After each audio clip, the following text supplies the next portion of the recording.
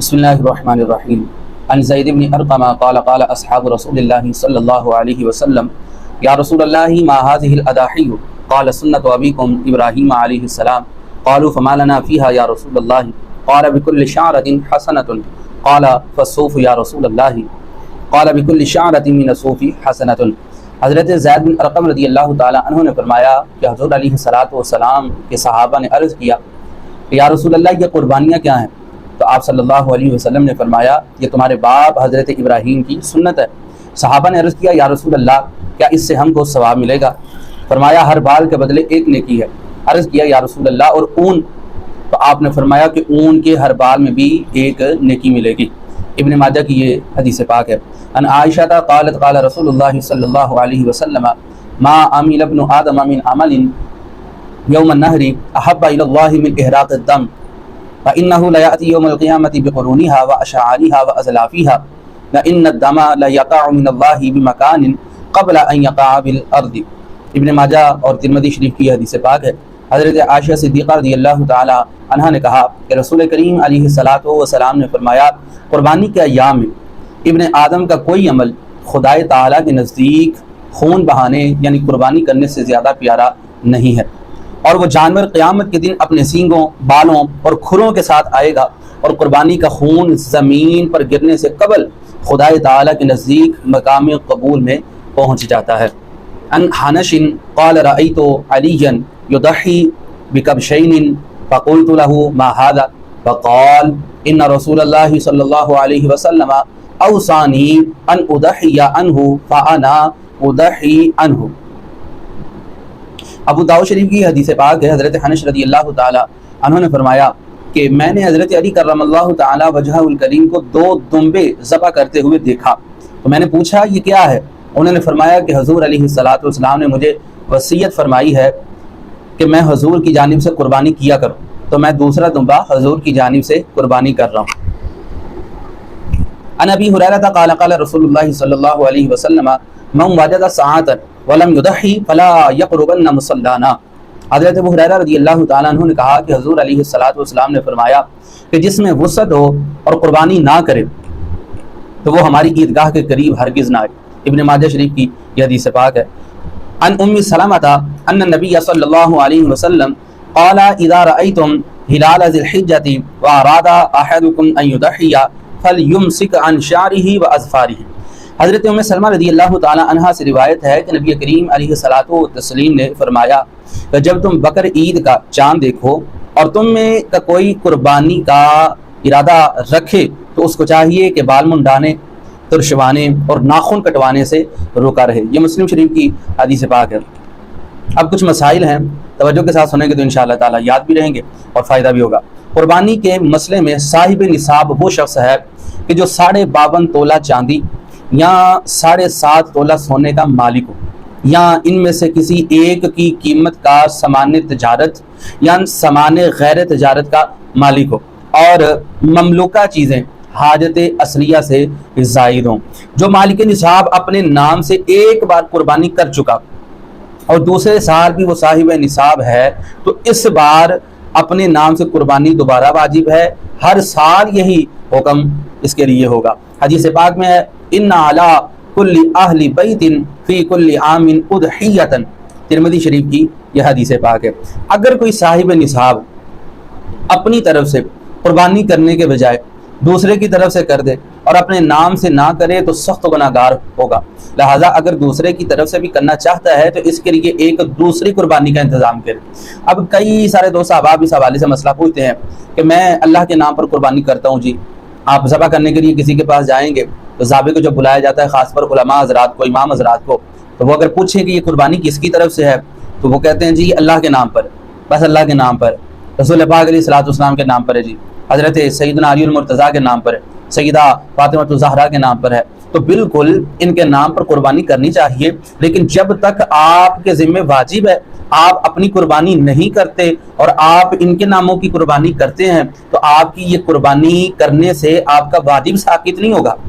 کوئی کہتا ہے جی میں اپنی امی کے نام کی قربانی کرتا ہوں، کوئی کہتا ہے میں اپنے والد کے نام کی قربانی کرتا ہوں، دونوں کی طرف سے میں قربانی ہر سال کرتا ہوں، تو بھائی جب تک آپ پر لازم ہے آپ وہ اپنی قربانی کا فریضہ تو ادا کریں، آپ دوسرے کے نام کی قربانی اس وقت کریں گے کہ جب آپ دوسرا جانور خرید کر لائیں تو پھر آپ کریں۔ ہاں اصالِ ثواب کے اندر آپ ساری امت کو شامل کریں، بلکہ جب سے کائنات بنی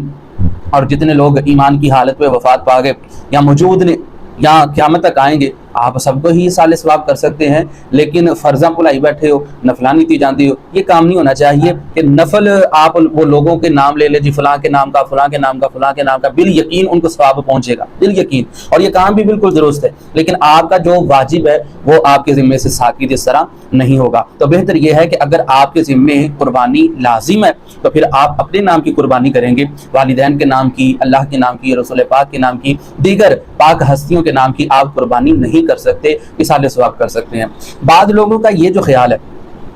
کہ اپنی طرف سے زندگی میں صرف ایک بار قربانی واجب ہے، جی یہ شرعاً غلط اور بے بنیاد ہے، اس لیے کہ مالک نصاب جو ہے ہر سال اگر اللہ تعالیٰ نے اسے مالک نصاب بنایا تو ہر سال اس پر قربانی کرنا لازم ہے، واجب ہے۔ دیہات میں 10ویں ذی الحجہ کو طلوع صبح صادق کے بعد ہی سے قربانی کرنا جائز ہے، لیکن افضل اور مستحب یہ ہے کہ سورج نکلنے کے بعد کرے۔ فتاوی عالمگیری جلد 5 صفحہ 260 میں ہے، والوقت المستحب للتضحیۃ فی حق اہل السواد بعد طلوع الشمس، شہر میں نماز عید سے پہلے قربانی کرنا جائز نہیں ہے۔ بہار شریعت کے اندر یہ مسئلہ موجود ہے، شہری آدمی کو قربانی کا جانور دیہات میں بھیج کر نماز عید سے پہلے قربانی کرا کے گوشت کو شہر میں منگا لینا یہ جائز ہے۔ در مختار معرۃ المحتار جلد 5 صفحہ 209 میں ہے، حیلۃ مصری اراد التعجیل ان یخرجها لخارج المصری فیضحی بها اذا طلع الفجر، قربانی کا چمڑا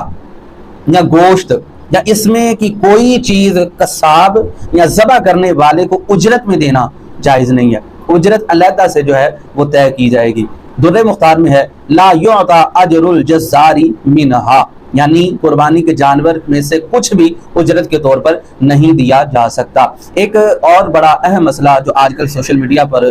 بڑے لوگ اس حوالے سے بات کر رہے ہیں، جی غیر مسلم ہے تو غیر مسلم، تو ہمارے علماء نے یہ مسئلہ بیان بھی کیا ہے، بہار شریعت کے اندر یہ مسئلہ موجود بھی ہے کہ کافر کو قربانی کا گوشت نہیں دینا چاہیے۔ تو اس پر بڑا وویلا مچایا کئیوں نے، انہوں نے کہا جی دیکھیں یہ مسلمان کون سی باتیں کر رہے ہیں، تو یہ تو مسلمانی نہیں، یہ تو پیار محبت نہیں، یہ تو اخلاق نہیں، تو وہ آپ سے کس طرح آپ کو دیکھ کر وہ مسلمان کیسے ہوں گے، وہ لوگ کیسے اسلام کے قریب آئیں۔ تو یہی ایک طریقہ تھا کہ آپ نے ان کو اسلام کے قریب کرنا تھا، اس کے علاوہ کوئی طریقہ نہیں تھا، اس کے علاوہ اسلام نے رہنمائی نہیں کی۔ تو اسلام پر عمل کیا جائے گا، اپنی عقلوں کے گھوڑے نہ دوڑائیں آپ، اسلام نے جو ہمیں حکم دیا اس پر عمل کیا جائے گا۔ آپ کو مسلمان نظر نہیں آتے، غریب مسلمانوں کے بچے نہیں نظر آتے، آپ ان کی خدمت کریں، ان کو گوشت پہنچائیں۔ محلے کے اندر کتنے مسلمان ہوں گے جو 5 وقت کے نمازی ہیں، سفید پوش ہیں بھائی، ان کے پاس کھانے کے لیے موجود نہیں، کافروں کی آپ کو پڑ گئی، تو کافر ہر حال کے اندر آپ کا دشمن ہے، وہ آپ کو نقصان پہنچانے والا ہے۔ قرآن مجید کے اندر اللہ تعالیٰ نے صراحت فرمائی، تو آپ کے اللہ تبارک و تعالیٰ کے خلاف اٹھ کر آپ ان کے ساتھ ایک اخلاقانہ اپنا رویہ اپنانا چاہتے ہیں۔ اخلاق تب تک ہے جب تک اسلام کے خلاف یہ نہیں کوئی بات کرتے، اور اگر اسلام کے خلاف یہ کھڑے ہو جائیں تو پھر اخلاق نہیں دیکھا جائے گا، پھر حضرت علی رضی اللہ تعالیٰ عنہ کی ذوالفقار جو ہے وہ فیصلہ کرتی ہے، حضرت عمر فاروق اعظم رضی اللہ تعالیٰ عنہ کی عدالت فیصلہ کرتی ہے۔ تو آپ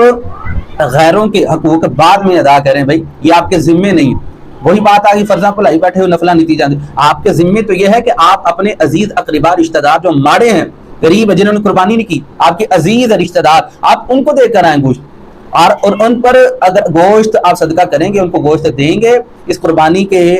خوشی کے موقع پر آپ ان کو شامل کریں گے، اس پر ڈبل ثواب ہے کہ ایک رشتہ داروں کے ساتھ حسن سلوک کرنے کا اور ایک اللہ تبارک و تعالیٰ کی راہ میں گوشت دینے کا۔ تو اللہ کی راہ میں یہ قربانی کا وقت ہے، لیکن اس میں شریعت کا پاس رکھا جائے گا، شریعت نے حکم دیا اس پر عمل کیا جائے گا۔ ایک حصہ اپنے لیے رکھیں، ایک حصہ اپنے عزیز اقربا رشتہ داروں کو دیں، اور تیسرا حصہ غریب محلے دار مسلمانوں کو دیں۔ تو محلے کے اندر 7 گھر کے اندر مسلمان ہیں اور وہ بیچارہ پڑا ہوا ہے اور گھر کے اندر کچھ کھانے پینے کے لیے موجود نہیں، اور ان کے بچے انتظار کر رہے ہیں کہ کہیں نہ کہیں سے تو آئے گا، لیکن 7 والے حاجی صاحب کو کیا خبر، یہ تو کہتے ہیں جی کافروں کو دیں، پڑوسی مرتا ہے تو مر جائے، وجہ کیا کہ وہ مسلمان ہے۔ اور ایک اور مزید وجہ یہ ہوتی ہے کہ جہاں ہمیں عزت نفس نہیں نہ ملتی، تسکین نفس کے لیے ہم صدقہ و خیرات کر رہے ہیں، ہم کہتے ہیں جی لوگ ہمیں حاج صاحب، سخی صاحب اور فلاں لقب سے پکاریں، تو اللہ کے بندے آپ نے اللہ کی رضا کے لیے دینا ہے تو اللہ کی رضا کے لیے ان کو دیں جو اللہ کا نام پکارنے والے ہیں، ان پر آپ کو ثواب ملے گا۔ تو یہ مسئلہ یاد رکھیں، قربانی کا گوشت کافر کو دینا جائز نہیں ہے۔ قربانی کے جانور کو بائیں پہلو پر اس طرح لٹائیں کہ اس کا منہ قبلے کی طرف ہو اور اپنا دانا پاؤں اس کے پہلو پر رکھیں اور ذبح سے پہلے یہ دعا پڑھیں، انی وجہت وجہی للذی فطر السماوات والارض حنیفا وما انا من المشرکین ان صلاتی ونسکی ومحیای ومماتی للہ رب العالمین لا شریک لہ وبذالک امرت وانا من المسلمین۔ پھر پڑھیے اللہم منکا ولکا بسم اللہ اللہ اکبر، یہ پڑھتے ہوئے تیز چھری سے ذبح کر دیں۔ قربانی اپنی طرف سے ہو تو ذبح کے بعد یہ دعا پڑھے، اللہم تقبل منی کما تقبلت من خلیلک ابراہیم علیہ السلام وحبیبک محمد صلی اللہ تعالی علیہ وسلم۔ اور اگر دوسرے کی طرف سے آپ ذبح کرتے ہوں تو پھر منی کی جگہ من کے بعد پھر وہ قربانی جس پر لازم ہے اس کا نام لیا جائے گا۔ اللہ تبارک و تعالی یہ مسائل دینیہ ہمیں سیکھنے کی اور انہیں دوسروں تک پہنچانے کی توفیق عطا فرمائے۔ اللہ ان مسائل پر عمل کرنے کی توفیق عطا فرمائے۔ وآخر دعوانا الحمدللہ رب العالمین۔